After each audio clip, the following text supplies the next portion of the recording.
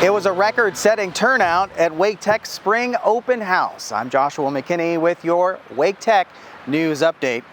More than 800 prospective students and their families packed the Scott Northern Wake and Perry Health Sciences campuses, exploring high-tech classrooms and labs, meeting faculty and staff, and getting first-hand look at Wake Tech's academic programs.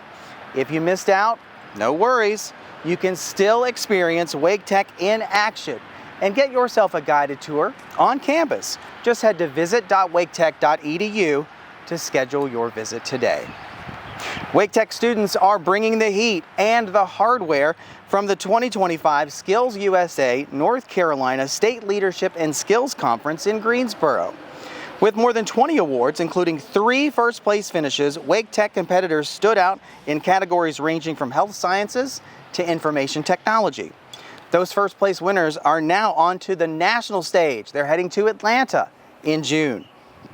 Wake Tech continues to lead the way in veteran support, earning the 2025-26 Military-Friendly Gold designation.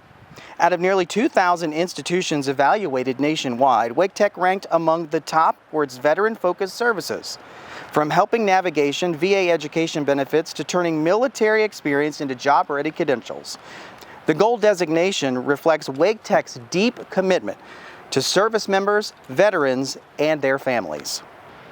In a powerful blend of classroom learning and real-world impact, 57 Wake Tech Business Administration students partnered with local businesses on capstone projects this semester.